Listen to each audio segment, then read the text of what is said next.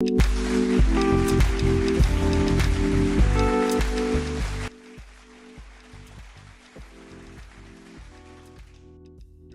morning, good morning. I don't know who's out there listening, but I hope you are doing well. This is Edna Rain, sitting in for Clinton Paris on Straight Up the Middle this Labor Day weekend. I don't know what you're doing with your time. Hopefully you've got a cookout or something planned. I don't think I can say barbecue anymore. I don't know, but picnic is the one we can't say anymore, right? It's cancel culture. I want to be sure. Picnic has always been canceled. But ladies and gentlemen, that voice you hear is my co-host this week, and that is Miss Kenya Woodard. Welcome back. Hey, good morning, everyone. Good morning, Ed. Good to see you. Yeah, it's good to be seen and not viewed, you know? Yep, amen to that. And, of course, we got DJ CEO is running the boards today. Well, I mean, look, it's Labor Day weekend. You retired. I thought you'd be off. What are you doing here? Exactly. Working. Man, well, we're glad to have you working with us. We got a number of things that we decided we wanted to talk about today. As you can probably tell if you're watching on YouTube or on Facebook, it is college football season. Whoop, whoop. So the USF Bulls are back in action today at 4 p.m. We are playing, of all teams in the country today, we are playing Brigham Young University. Oh, man. Okay, let's hope we don't have a repeat of what happened a couple of weeks ago. Oh, no. See. You know, like Cedric the Entertainer said, there's that hope and that wish factor. Some of us going to the game today hoping that some people want to throw some racial epithets our way so we can see what happened. I mean, you know, I can't say this on the radio, but mess around and find out. Yes. So is this a home game for you all? Or? This is a home game at 4 Oh, p.m. boy. Okay, yes. Let's hope everyone's on their best behavior. Oh, they're going to be on their best behavior. Okay. They not in Utah no more. This is Tampa, Florida, and we throw hands.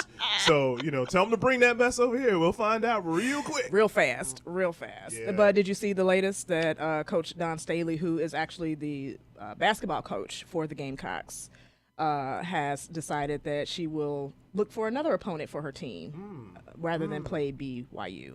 You know, that's probably the best thing to do. I know that our group had some conversations this week via chat about, you know, how should that situation have been handled. I think it's Rachel Richardson when she was being attacked basically on the court by some fans. Yeah. And apparently it wasn't just a fan, as the AD tried to position it. It was a couple of fans that were saying these racial epithets. And when I say that, I mean the N-word and other nasty things like that in her direction. Yeah. It sounds like her team embraced her, her teammates and the AD at Duke. But BYU's response wasn't that great. What did you think? It was very tepid. I was expecting a much more forceful position from the AD, but he appeared to be fearful to actually call a thing. And I was tremendously disappointed by that.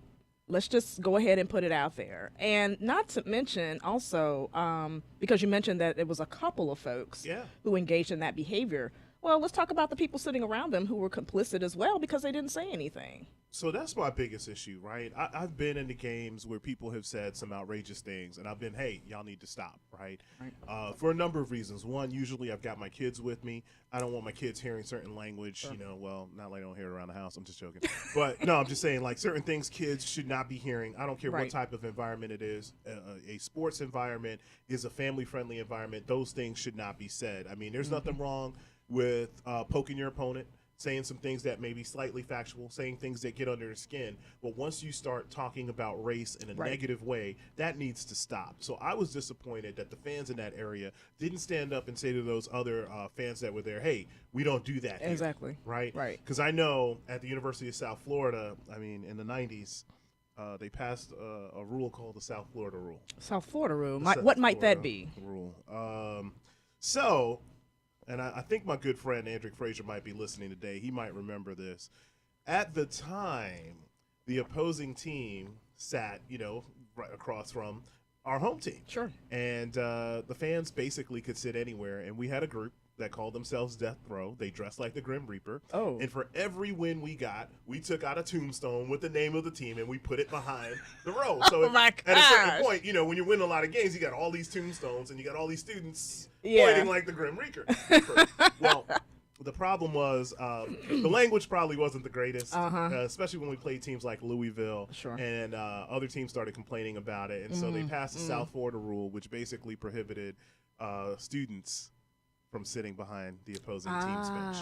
Okay. So not a proud moment in the history of the University of South Florida, but a moment nonetheless. Sure. And definitely not to the level of what we saw in Utah a couple of weeks ago, right? So no, not at all. Not at all. When it comes down to racial epithets, I think they're all wrong. They shouldn't be used in that environment ever. Absolutely. But there's nothing like the N-word, right? Right. Which is why I'm just vehemently opposed to it being used in lyrics and everything else. Yeah, I thought about how they could have probably said anything else, but there was a purpose for that particular phrase, right? Mm-hmm. It's always something behind that particular choice of words. So. Well, my biggest issue is, and I've seen this time and time again. We saw some videos that you guys shared with me from the McDonald's in St. Pete. These racists are smart. They're never going to walk up on somebody my size and start dropping that bomb. Right. Okay? Because they know what's up. Right. But they tend to always pick on black women in these public environments. Mm-hmm. And they think that black women aren't going to respond. At all. But you saw the video from the McDonald's incident. Yeah. Yeah. Mm-hmm. Over in St. Pete. Yeah. Mm-hmm. I mean, dude should have known better. First of all, he was in St. Pete, so First of all, he was going to get dragged. But anyway. Yeah. Absolutely. But also to your point, I also think that had everyone collectively, well, at least I'd like to think so, had everyone collectively at the same time knew what was going on the court, I'd like to think that Duke's team would have been like, wait a minute. Hold on. Yeah, I'm not sure. I don't know. I would like to think, but it's a hard one to say. So yeah. I can relate to some things. It never got to that level. I do remember we were playing Cardinal Gibbons in high school, so we're going back almost 30 years, and they were riding us hard, and you usually don't hear the crowd. You'll hear the cheerleaders every once in a while, when they're calling out your number or whatever. But you usually are focused on the game. But for some reason, I kept hearing 2-4, you suck. Okay, no big deal. Right. Whatever. We get that everywhere we go. But then they started talking about my mother. Oh no, oh no. And so my teammate got fouled. We were supposed to line up. My lineup was in front of the bench in the crowd, and I'm looking up at these two guys, and I'm like, oh, you got something to say now? Why don't y'all come on down and say it to my face? So, of course, my coach is like, Ed, what are you doing? Look, the code is you don't know me, you ain't talking about my mom. Wait. Was Mrs. Narain there? Oh, no. Oh, I was getting ready to say, because, listen, your mom's, she don't play no games. So I was wondering if, there have been some things that have been said by Mrs. Narain as well. No, but I mean, I just think it's disrespectful. Absolutely. You can talk about a lot of different things on the court. Talk about the fact that I'm not playing well. Talk about I don't look right. Whatever you want to say, but you talk about my mom's now. That's crossing the line. That's crossing the line. And kudos to Rachel Richardson. For her ability to stay focused as much as she possibly could on getting that ball over the net rather than running up into the stands and approaching someone or deciding just to, totally check out. Kudos to her. I'm not so sure I would have been able to do that. And I think that needs to be commended. People are, having some way that they're feeling about, her statements since then. And I think she's entitled to however she feels. But for her actions in the moment, she could have chosen to do anything. And she chose to stay focused. And I think that deserves, Well, the original Ron Artest Meta World Peace, I think, had it right. I mean, sometimes you can't let folks get away with certain things. Sure. And his situation is slightly different, right? In her case, it's a lose-lose situation. Yeah, I agree. She can't afford to stop playing because then they win. And she also can't afford to turn around and respond in a way that gives them the see, that's how they all are. Exactly. Right? The Ron Artest situation, though, I love the documentary that came out on Netflix because it filled in a lot of the gaps. And in that particular situation, I always felt, I watched it live when it happened. I was getting ready to ask that. Were you watching when it went down? Listen, as a former athlete, I can tell you, you are allowed to deal with the crowd in a particular way. Sure. Right? You can hit a basket or grab a ball, grab a touchdown and turn around and, say a little something to the crowd because it's supposed to be fun. Right. Right? Right. You're not supposed to throw gestures back. I get that. But in Ron Artest's case, he was assaulted by a fan. Right. The minute you throw something onto that court, I have every right to go up there and whoop that butt. And I'm being nice because I'm on Daryl's radio show. I don't know if the FCC regulates the conversation or what. I don't want to get in trouble for my words today. Right. There's another way to phrase that I think everybody knows what I'm trying to say. Exactly. But that tail would have got kicked. Oh, yes, most definitely. Most definitely. And then don't show up on the court. Right. And so I think that's the concern is the escalation. Sure. Like if you are a player in an opposing team's arena and you're hearing the N-word Yes. so blatantly, you have to be thinking these people are crazy enough to Oh, come on yeah. the court. Right. Oh, yeah, yeah. Especially in these days and times, right? We're assuming that this was a safe space in terms of no one having weapons or anything in the stadium. But we just don't know nowadays what people are capable of. And, again, kudos to her for keeping her calm. But also, that's where I was greatly disappointed in her coach. Yeah. And that she didn't take a position to, handle things in the moment and then, come out much more forcefully than she did after. And yeah, so I applaud Rachel for her, tenacity and staying focused on the game, because that's what athletes do. Well, I think that's another part. We talk about the crowd, the fact that somebody in the crowd should have stopped them, but their coach should have stopped play. I agree. Going back to my high school incident, at that moment when my team's lining up, getting ready to shoot free throws, and I'm walking over to the other side, and I stood there and was challenging those guys to a fight, it was my coach, the referees, who all came over, grabbed me, what's going on? The referees kicked those guys out of the arena. Right. Now, had that happened, that would have sent the proper message to the BYU Sure. fans that you need to behave. Right. And their coach, the Duke coach, should have stopped play and said, hey, what's going on, Rachel? Okay, let's figure this out. Right. Because we're not moving forward until then. Right, absolutely. And then if you have a situation where your refs are bringing in law enforcement, my gosh, holy cow, absolutely stop the game. Let's figure out what's going on here. Are my players being threatened? Are they in danger? What's going on? Well, the fans should have been ejected right away. Absolutely. Okay. By the other fans, might I add. Exactly. Well, hey, not just the refs, by the other fans. Whatever it takes. Like, you got to get out of here with that foolishness. Like, yeah. So our good friend Ernest Hooper reminded us this week of the Sam Weiss incident when he was coaching up in Cincinnati, and they were playing the Browns, and the Browns were acting up and throwing stuff on the field. Yeah. And the head coach, Sam Weiss at the time, who also coached the Tampa Bay Buccaneers, he got on board, and he said flat out, hey, we don't do that here. They may do that in Cleveland, but we don't do that here. Right. And it was a good way to jab the other team, but also remind folks about the civility that's necessary in sports today. Yeah, yeah. So, I'm glad that Rachel wrote what she wrote. Yes. I know there's some people that have criticized her and said she's being too calm about this, but I don't understand what they want from her. Well, because folks, when something like this happens, people expect people to just come out of a shell and just with the outrage and focus on thumping their chests and making some sort of outrageous statement. But I think in this position, everybody has a role to play, and Rachel's played her role very well. It's really not her position. I mean, she could, but it's really not her position to, call out BYU and, request or, make demands of that staff, of the athletic director and things like that. That's her coach's position. And that's what's missing. And that's where I'm disappointed. I fully expect Rachel to take the position that she did, which was that, hey, I came here to play a game. Of course, I'm heartbroken. I don't like being called nasty names, particularly the N-word when I'm playing a game. No one asks for that. However, here is my position on things, and this is why I stayed focused. I mean, she did exactly what she was supposed to do. So, I like you, I saw folks going in and needling her about, oh, you should have stronger language and, this and the other. And of course she could, but I'm not so sure that's where her position is in this whole situation. She wrote an essay basically, and she did a couple of interviews that I was able to see.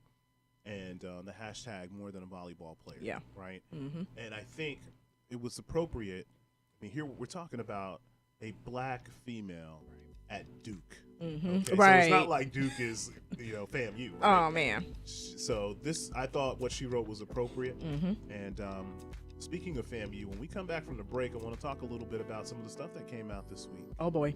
Yeah, we're gonna be kind. Don't worry. Ladies and gentlemen, you're listening to Straight Up the Middle. And we'll be back in a couple of minutes.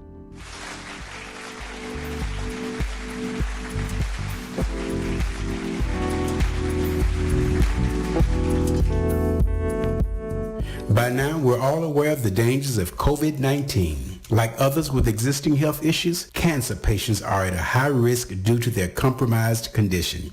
If you are newly diagnosed with cancer, your care likely can't wait. Moffitt Cancer Center is the best place for your cancer concerns and to provide guidance to help you plan your next steps. We're here for you. Call 1-888-456-2839 or go to moffitt.org/here for you. Hi, this is Angela Birdsong, and I'm running to be your next Hillsborough County Commissioner in District 2. And I want to encourage you to vote by mail. You can do that by contacting your supervisor of elections in your county. Voter suppression is real, and we have to be prepared to vote and get your family members registered. Do it today. Call me if you have a question. 813-476-4837. Hey, this is Agent Wright, better known as Mr. Clean. You looking for some great barbecue? Come see them two brothers in the grill, located at 423 Virginia Street, Charleston, West Virginia. We got ribs, chicken, pulled pork, brisket, collard greens, mac and cheese, baby. Come get some and get you a nice, smooth cigar. 304-550-4431. That is 304-550-4431. Come get some, baby. The Rib Man, mama, the Rib Man.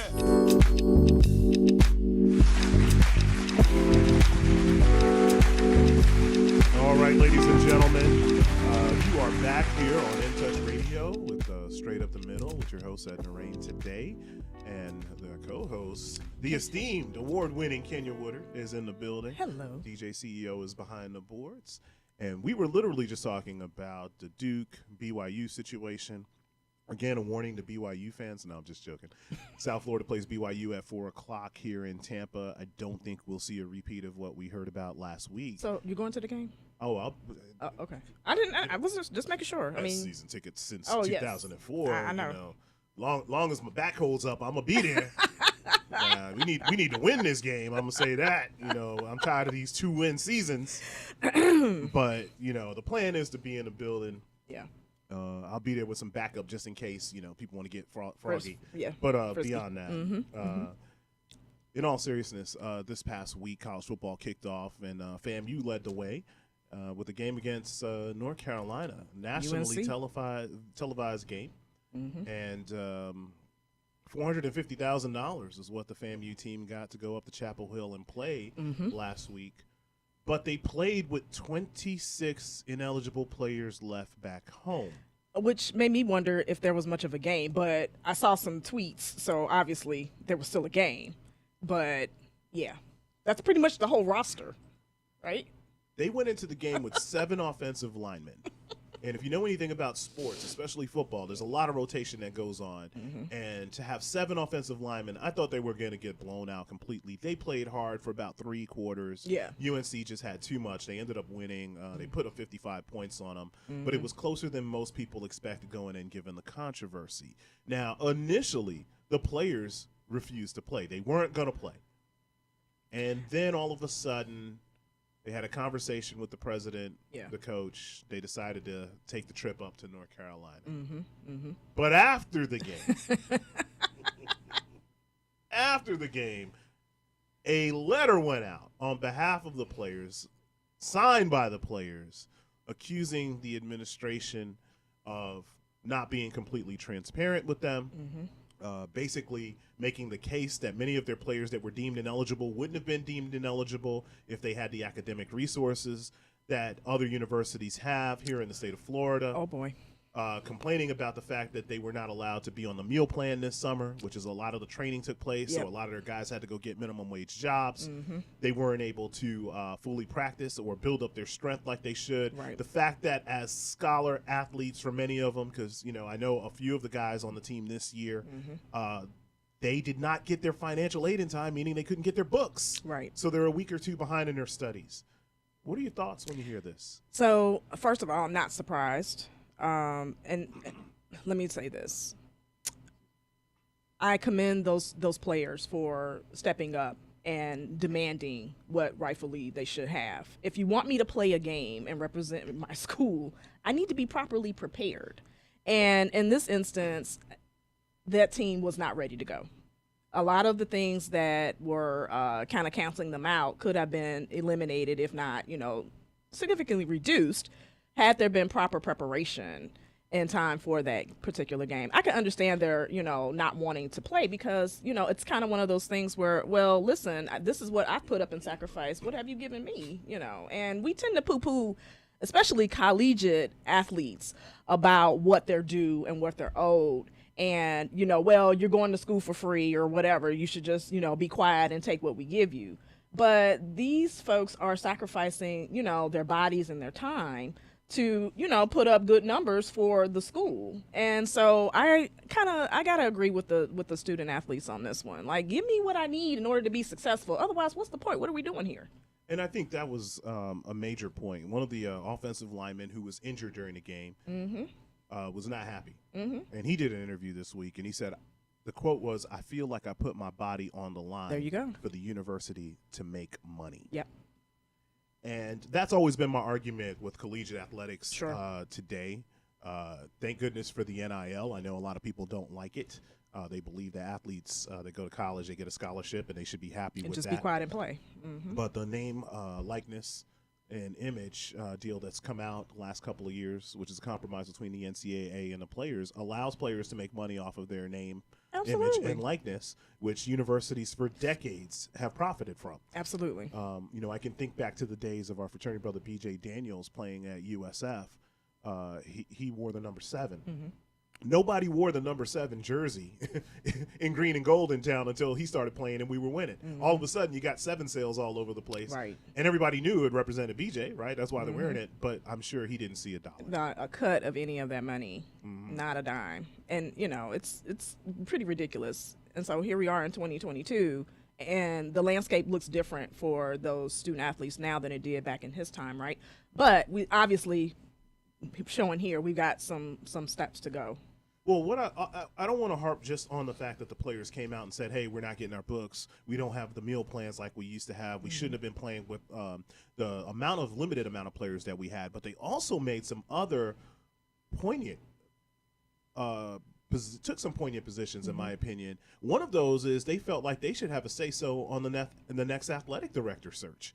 They felt like they should be a part of that, and they pointed to student body presidents who sit on the board of regents for the respective universities all around the states, and they feel like they should have a representation there. And I can't argue with Yeah, that's really smart. I can't either. I mean, look, here's the deal. Whenever there's a change in administration, you're bringing someone to kind of oversee things, and these student athletes, they're going to have a relationship with this person. It's not like this person is sitting on some perch way off somewhere and just kind of, overseeing things. This person has to be engaged with athletes. They need to have a say in whoever this person is that's coming in to oversee programming. I mean, it just makes sense to me, but that's probably the problem. Yeah, and I mean, they called out the president, and I look, and when you're in a leadership role, that's going to happen, Yeah. and I get that, but they were like, hey, you got to support us with more than just pep talks and good words. Absolutely. One of the things that I found to be somewhat appalling is that the policy has long been that as long as you're playing, 4 tickets are given to you as an athlete for your family members to attend the game. They cut that in half this year. It's down to 2 tickets. So the players didn't know this until about a week out. Right. They had family members that were traveling to North Carolina to see them play this game. Oh, my gosh. And they only had 2 tickets. Right. They were very, very disappointed with that. Yeah, I would have been as well. Like, I need at least 8. Excuse me. The way my family likes to come out and support things, I need at least 8, maybe 10, just a solid number. Yeah, but I think that's just, that's just complete malfeasance on the university's part. And I'm not bashing FAMU. I'm sure that other universities have done the same and taken advantage of their athletes as well. This weekend, they play a very high-profile game, Orange Blossom Classic, with Jackson State. So they're down in Miami. I know a lot of our friends are in Miami. That's probably where Pete and Clint are this week. I was just going to say, I was going to abandon you, too, and go down, even though I'm not an alum of either school. But I'm sorry. That's a good ticket right there. But, I like you. You're a nice guy and everything. So I figured I'd come in. Black folks always want to party. I don't know. Can't get you to get to work on time, but you'll be at the party on time. Wait, really, sir? You strolled in here 2 minutes till? Yeah, I strolled in. I was calm. The show started on time. I don't get that. Show's at 10. I was here at 9:58. What you want? Oh, anyhow. But, yes, that's going to be a great game, so. It is going to be a great game, but Jackson, Mississippi, my goodness, could it be any worse? We've got a situation that is dire. Yeah. A city, 80% African American, 80%, and it doesn't have water. Yes. Where have we heard this before? Sounds very familiar. I do believe it was a Flint, Michigan. Yeah. So you've been to Jackson, Mississippi, yes? No. Okay. Mississippi Burning, that movie in 1989, man. scared the city boy from New York to never have to go to Mississippi. Oh. If you know, I've flown over the state a few times. Okay. But yeah, I'm not going to So Mississippi. let me say this by saying that I have an affinity for Mississippi. My stepfather was born and raised in Dundee, Mississippi. So we'd visit during the summers. And then, of course, I've been there for sorority meetings, things of that nature.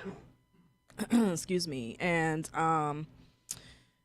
the people are fabulous, right? But immediately you recognize that something's not quite right with other things going on. For instance, the roads are in terrible shape, and I never understood exactly why, especially in Jackson. Let me be specific here. The infrastructure needs, I don't even know if it's the word is work. I'm not prayer. I'm not sure what it is.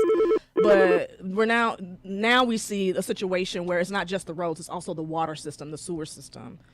The entire infrastructure of the city is crumbling, and it's devastating. It is, and if you want to tune in and talk about this, 813-444-9588. Again, 813-444-9588. We're talking now about the water crisis in Jackson, Mississippi. And you mentioned Flint, but I want to talk about local. But we got a caller. Yeah. Caller, who are you, and what do you want to talk about today? Good morning, Brother Lorraine. Appreciate you sitting in and co-hosting this morning with your wonderful co-host there. Is he calling in I from think- the Orange yeah, Blossom Classic?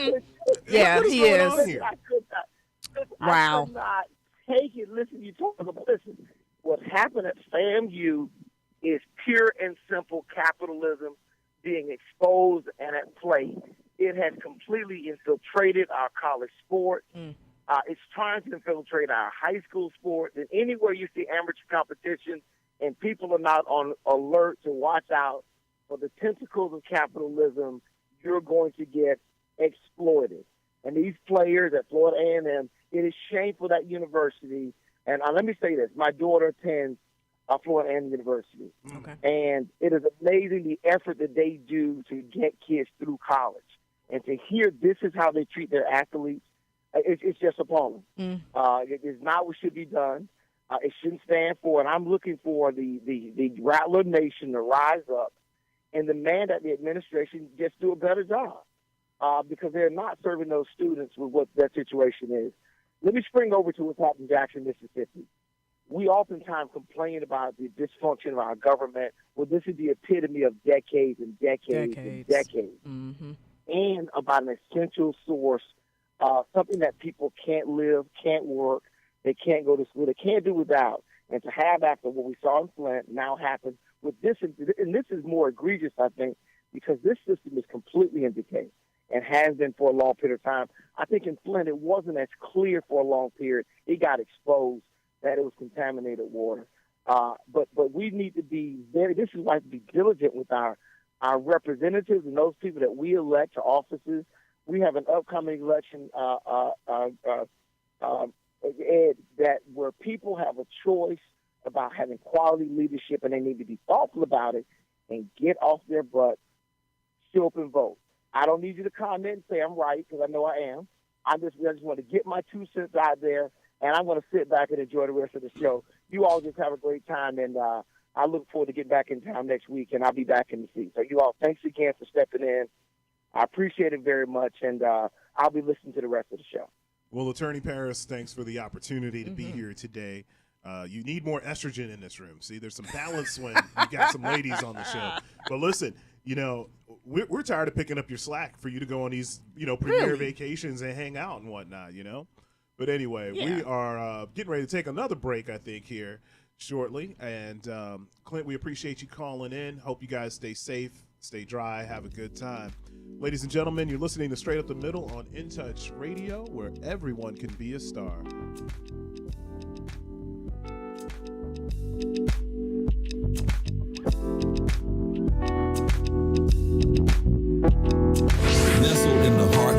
Tampa, the Maduro Marauder Cigar Lounge offers a wide variety of premium cigars from Esteli, Nicaragua. In addition, the lounge offers a relaxed environment for you to come back, lay, chill, and relax and smoke a great cigar. Visit us at our brick and mortar location, 1944 West Main Street, Tampa, as well as online, www.maduromarauders.com. Ray Williams Funeral Home, providing the highest quality, professional, and caring service for your family. Call Jeffrey Rose at 813-253-3419. That's 813-253-3419. Or visit him at 301 North Howard Avenue, Tampa, Florida.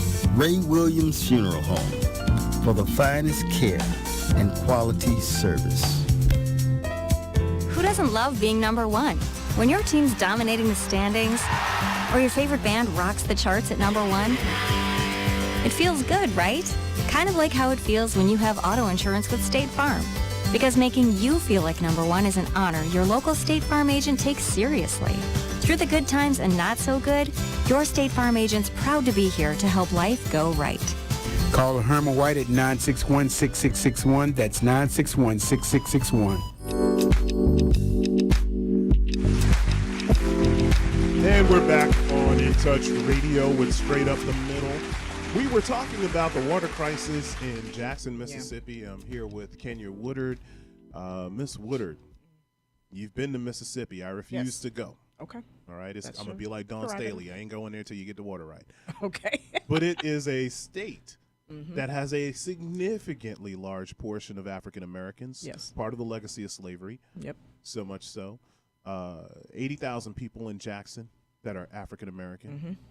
An all-black council, I believe, in the city council. I believe black this. mayor. Yes, black mayor, black council. However, when you take a look at statewide representation, Exactly where I'm going. There's no black people statewide elected. It's Not quite in the puzzling. What's going on? I don't know. It's quite puzzling. And let's be clear here. It's not for lack of viable candidates, okay? There have been quite a few folks over the last few years. In fact, the last Senate race, I believe, I'm sorry, the gentleman's name fails to come to my mind right now, but he was a black man running for the Senate, and he lost.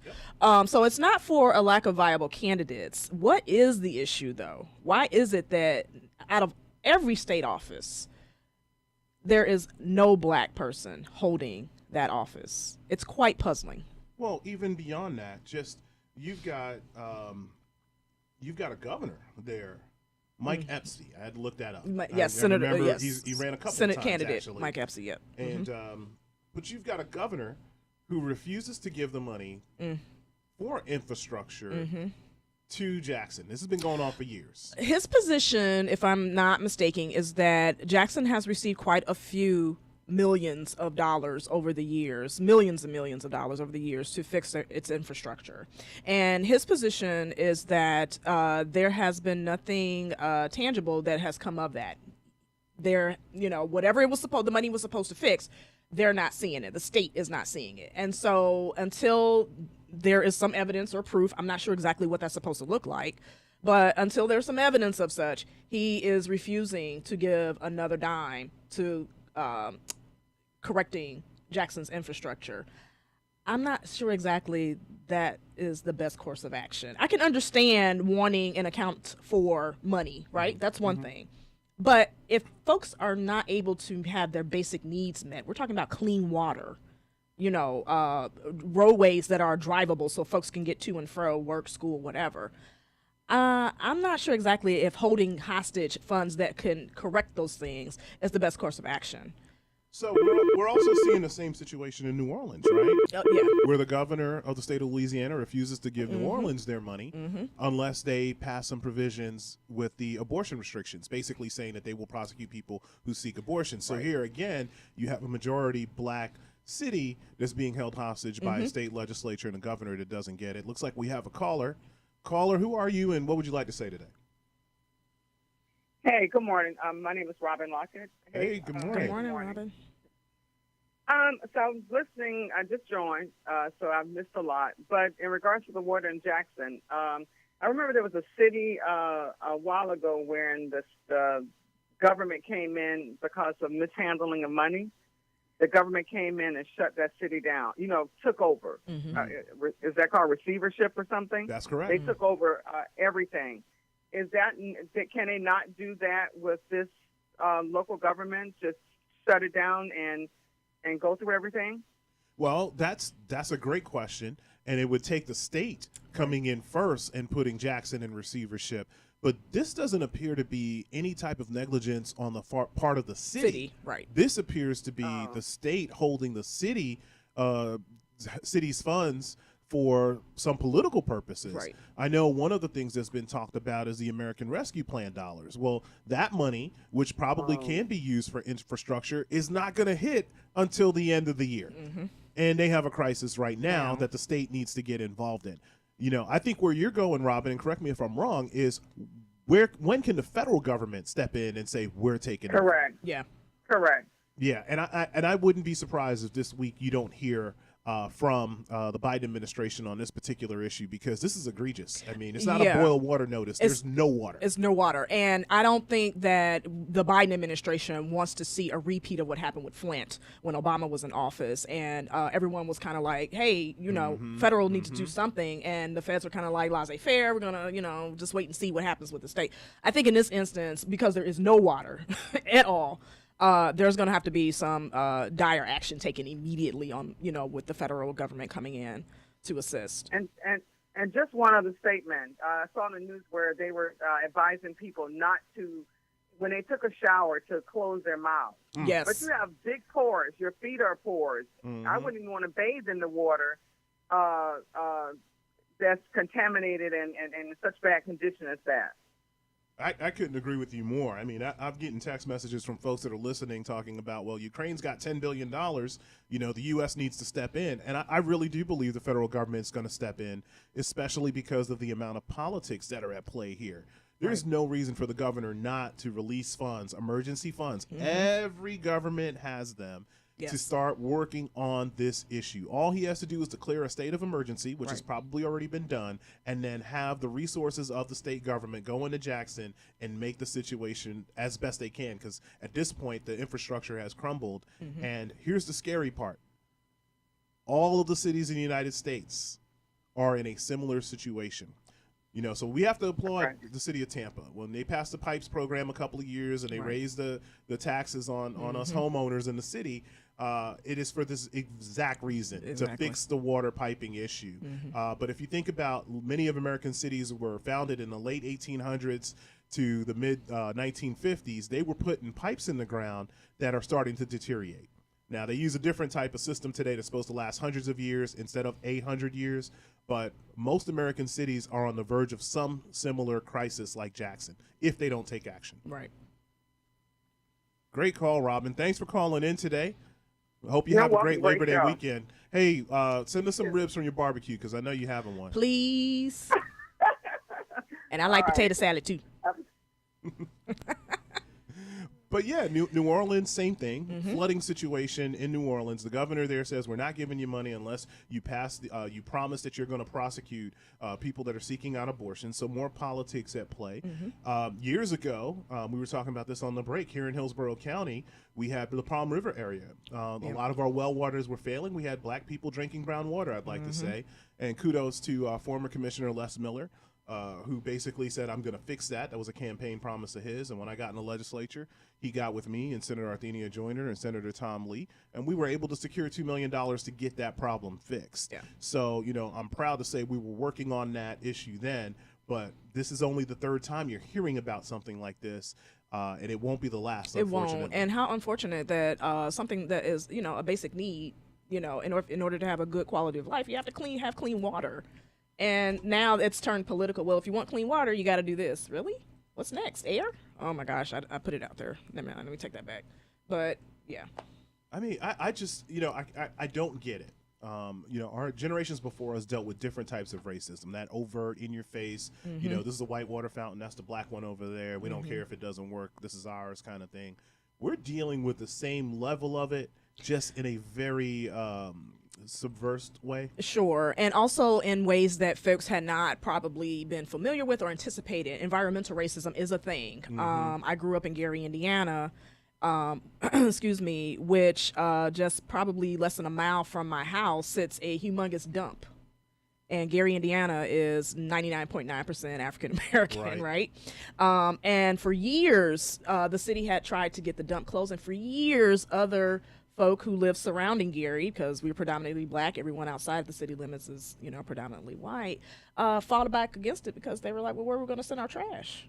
As if only the black people deserve to, live in an area where there's a dump less than, a mile from their home, and all the environmental dangers that come along with that. It took forever, but they finally did shut it down. But the idea is that if you are black, then you should be subjected to X behaviors, no matter how gross, because you don't have the political power or, what have you, to fight back against those things. I think we're beginning to see a change on that, though. Folks are becoming more aware of other areas or other ways racism is showing up. It's not the overt racism that it used to be. It looks different, but it's still the same. So if I hear you, you're saying that environmental issues, things like climate change, is the first thing people go to.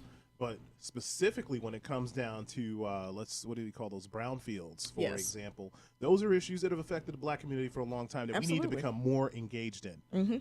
Absolutely. Yeah. So I live in West Tampa, and we've been there for quite a long time. My wife's family's been there forever, built a house back in the 50s there. And the reality is, if you ever walk around the residential areas of West Riverfront, where black folks live in West Tampa, you will find a mismatch of zoning policy. You have warehouses, you have some commercial, you have some residential, you have an electrical grid.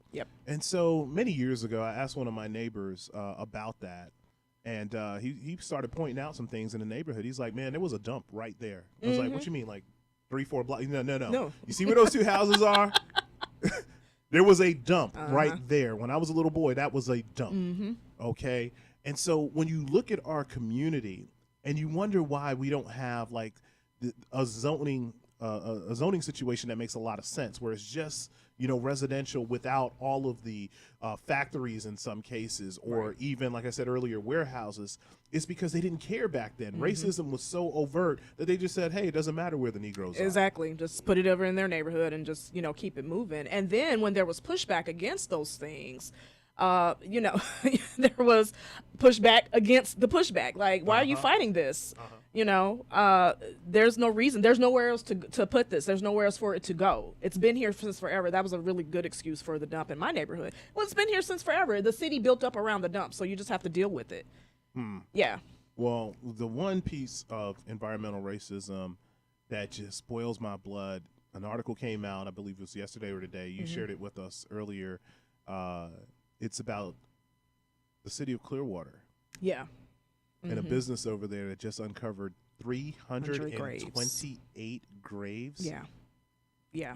So I said from the beginning, remember we're in year 3 now, maybe 4, of finding these hidden graves. And I remember you and I having some conversations about it. And I remember thinking that at the time, we were going to have more graves turn up. It wasn't just these couple here and there. What this speaks to is that, well, you got to remember, especially here in the South, and I'm sure just about anywhere else, even in the grave, you were segregated, right? So you were buried in a predominantly African-American gravesite. And then those areas were, considered devalued or not valuable until somebody wanted to come and build on them. Right. And then it was determined that they had a value, and here you go, we'll sell it off. And there was no thought to relocating those graves elsewhere so that, first of all, folks could visit their loved ones. And then secondly, so, just having some respect for, folks. And so now here what we're seeing is all of that coming back to, the forefront. 328. I'm trying to understand how exactly you doze over a plot of 328 graves and build office buildings on that. I'm trying to understand that. So what boils my blood about it is, if you wanted to pull a permit in the city today or anywhere in the county to do some building, they have a plat book. and they can go back and show you the records of who owned properties, where the lines are supposed to be, et cetera, et cetera. They go back hundreds of years. But for some reason, every time we find one of these graves, it's like, oh, there wasn't a cemetery here. How does government not know this? Mysteriously scrubbed out. Well, that's our cue. We've got one little break here before we come back. We'll try to continue this conversation, but you're listening to Straight Up the Middle on In Touch Radio, where everyone can be a star.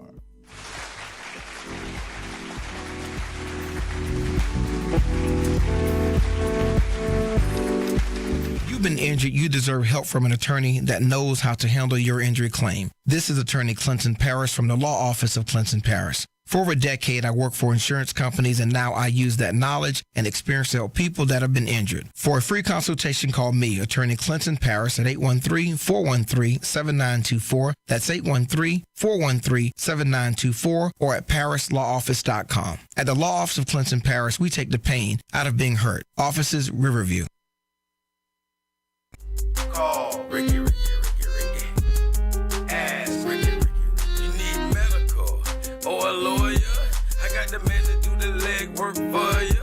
We tried the other ones before, so believe we hunted down 813-248-6300. Everything gon' be okay. Call Ricky, he coming. He taking care of state of Florida. Grab a pen of sundown 184-361-RICK.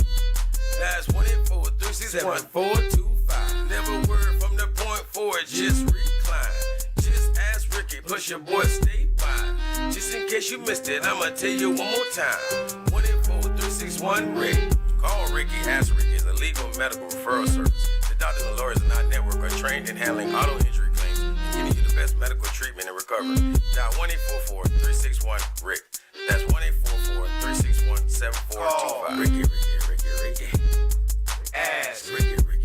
This is the recipe you've been waiting for. A little touch of smooth mixed with a big touch of soul. This is how we do it. We are In Touch Radio.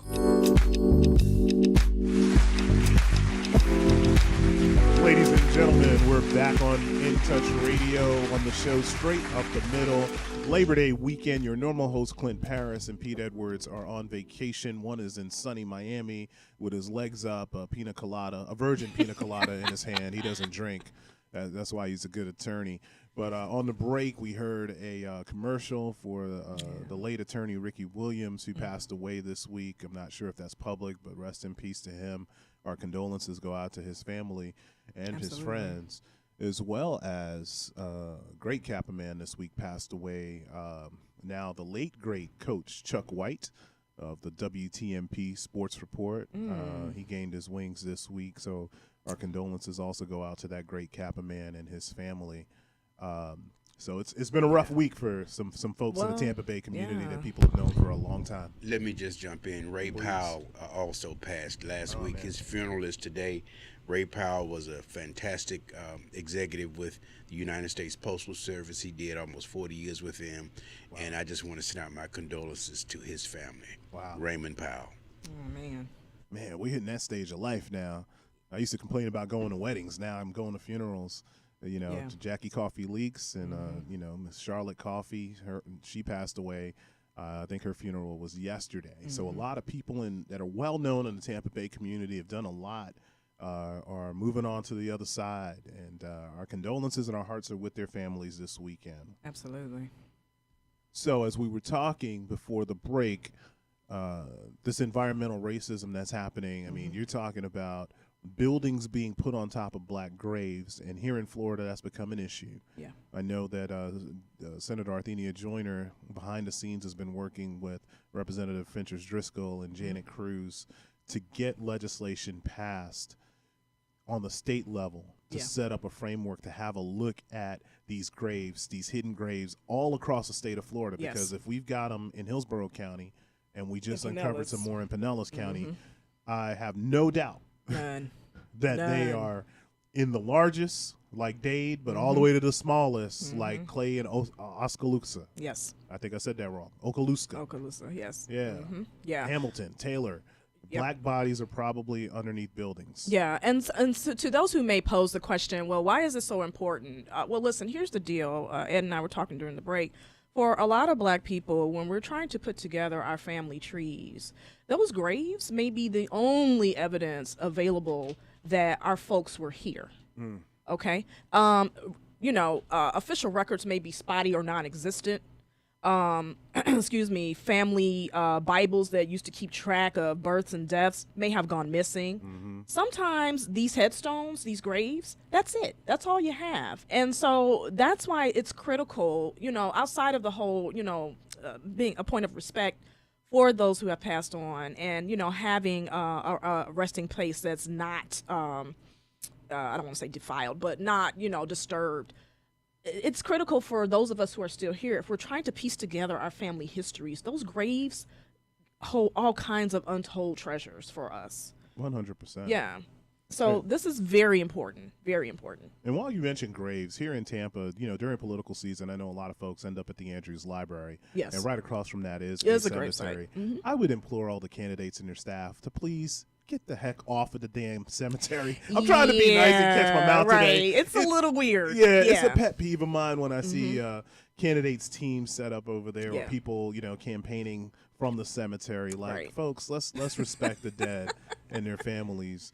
But I am very concerned. What we uncovered in Clearwater is through this article yesterday is very alarming because you would think that, okay, Clearwater, there were Black people in Clearwater? Yes. Yeah, absolutely.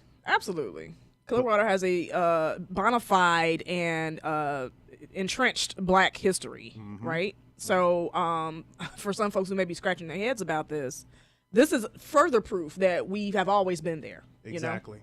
And contributed and grew the society. But Absolutely. To know that those graves, those people are not at rest, in my opinion. I agree. And I'm very disturbed by the whole concept. I hope the legislature does the right thing and goes further, put some money behind the effort. I know task forces have been created locally, but this really needs to be a statewide initiative that is a priority for us. Absolutely. I was just going to say urgent, but priority, absolutely. I worked on Dozier legislation when I was in the legislature, and that was important because, again, you had unmarked graves of young boys that they said ran away, that they were actually murdered on the property. Can you imagine the closure that a lot of those families received, that they finally had an answer to what happened to their loved one?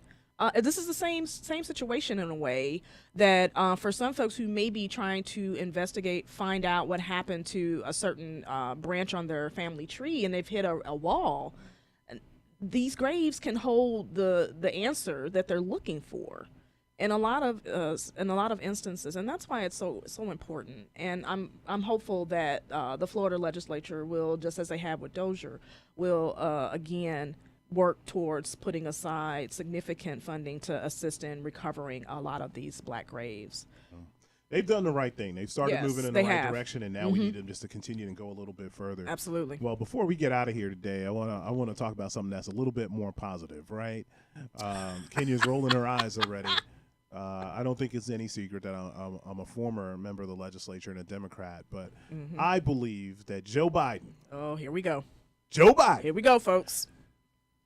In 2 short years, has become the greatest president that America has seen in the last quarter century. That's a bold statement, sir. I'm going to need you to elaborate. He passed a climate change bill, ladies and gentlemen. Gas prices are back down, as promised. Wait. But the president has nothing to do with gas prices to begin with. But that's not what people think. I'm telling you what people think. Okay. Because they would blame him if the gas prices are up, they vote him out, right? This is true. Okay. So I got to go with that. He appointed a Black woman to the Supreme Court, ladies and gentlemen. He said he was going to do it, and then he did it. His running mate is Black. Okay. Unemployment is down. Job growth at 6.6 million jobs created since he's taken over in office. I know he doesn't create jobs, but they would blame him if he didn't.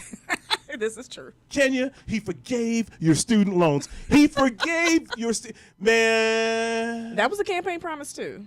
And he's come through. Now, some folks would say it's not as much as it should be. Okay, fine. That's a valid argument, but listen, somebody need to offer me $10,000. Listen, I'm jumping on it. I'm not gonna sneeze at that. But I ain't done. He kept us out of the Ukraine conflict. Yes. Most of the time, the United States gets in place policemen and want to get involved. He kept us out. We're helping our people, but we're not in that thing. Okay, but it's still a war by proxy. And actually, if I remember, that was your term. That's fair. Okay. That's fair. All right. But for my seniors, yes, the drug companies can directly negotiate with the federal government on Medicare. Yeah. They have caps on the prices of insulin now. He has also appointed the most federal judges since Ronald Reagan. Ladies and gentlemen, he passed a climate change bill. I know we love Barack Obama. I love Barack Obama. But Joe Biden is getting stuff done. Okay. Now, what does that mean, though? Because we got this thing called a general election coming up in November. So exactly how will all these wins translate? Did you miss the other night? He called out the MAGA crew and Donald Trump on the carpet. Extremism. He put it out there for America. The biggest threat to democracy we have seen in our lifetimes. He's asked Americans to step up. He's calling a spade a spade. Mm-hmm. The man did not stutter. He did not. Pun intended. Not one time. He didn't stutter. Mm-mm. Joe Biden is the greatest president that we have seen in the last 25 years. You can't name. I mean, look, Barack was my guy. You know, real talk. That's my dude. I voted for him. I campaigned for him. I gave him some of my hard-earned money. Okay. But Joe's that dude. So let me ask you, when we're talking about the first couple of years of Obama's administration compared to Biden, is that where your disappointment comes in with Obama? Is that no disappointment with Obama? Okay, I'm sorry, wrong word. But Obama gets a B. Joe Biden has that A. He got so that solid Biden A showing right now. up, his predecessor. Okay, gotcha. Look, there was a little rumor that he wanted to. His whole point of running this time was, of course, to save democracy, right? Sure. You know, we know what happened in Charlottesville. That got him motivated to run. Right. But when he got there, he sat down and he said he wanted to be known as the greatest president that America had ever seen on domestic policy. And when we think about the type of situation America was in with the COVID crisis, the economy, everything else, I really think that he was the right person at the right time and has done more than any president that I can remember. Okay. Which is why I think, like Jay-Z this week, he became the GOAT. I think Joe Biden became the GOAT. That's all I'm saying. I would just like to say that I think you and Mr. Biden might want to, bask in this for, the next day or two, because as we know, with the American electorate, it's always what have you done for me lately, right? So I'm not so sure this good fuzzy feeling is going to carry you all through November. Well, what That's needs the to happen? We need to get some hype men out there for him. Joe's my dude, and he knows how to talk, and he's a straight talker, and he says malarkey a lot, which is why people like him, because he wants to say some other things that start with M, but he can't say it, so he says malarkey. But if we're being really honest, he's done a whole lot in a short period of time. His ratings are starting to go back up. They are. We're 9 weeks, I believe it is, or so away from the general election. Yeah. And the true test is going to be whether or not the Democrats keep the House. I think they're going to keep the Senate. I think they're going to add to the Senate. But can they keep the House? I saw something that pointed to there's a good chance, it's not as solid as the Senate, but there's a good chance that they actually could keep the House. It's a few key races that's going to determine that. And then, of course, what happens between now and then is going to be crucial in terms of campaigning and pouring money into those races and folks showing up to vote. So he could actually keep the House and the Senate on his side. All I know is that the voters of Alaska kept Sarah Palin out of the House. Thank y'all very much. So some people think that's a bellwether election. I'm going to be paying attention to what happens in Pinellas County. Yeah. Whether or not Eric Lynn can hold off, what is her name? Anna Luna over there. I think it's possible. I think anything can happen based off of what we saw the other night in Alaska. But we'll see. Yes. I really do like the Democrats' prospects at this time if they can message right. Well, it's a combination of things, right? Messaging, and then also, like you said, hype men, getting the message out there and to the right folks, targeting your right demographics and getting those folks energized and turning out. And then your other side's got to have some things that don't gel too well as well. So, well, it's easy, right? Talk about abortion. There you go. I mean, at this point in time, the issue of choice, whether people want to admit it or not, has everything to do with privacy rights and whether or not the government can step in and tell you what to do with your body. Because it starts there, and God knows where it ends. But if I'm a Democrat on the ballot, that's what I'm challenging my Republican opponent to. At every turn. At every turn. Time. Every turn. It's a winning issue, right? Yeah, absolutely. All right, so Kenya didn't agree. She wants to. She really wants to admit that Joe Biden's the greatest president of our lifetime. It ain't Bill. Listen, the guy is halfway through his term. Can we, get a little closer to the end and then maybe reevaluate? You don't have to serve forever. You just got to do a lot in a little bit of time. You're right about that. You're right about that. Well, ladies and gentlemen, that is our cue. It's Labor Day weekend. I hope you got something fun planned. We're going to get out of here. I think we got another radio show to do. Yeah, we do. We're going to have to start charging. I was going to say, I need some lunch or something. Somebody bring me a plate. Well, ladies and gentlemen, thanks for joining us on Straight Up the Middle on In Touch Radio, where everybody can be a star. This weekend, go out there and be good. And if you can't be good at it. Amen. See ya.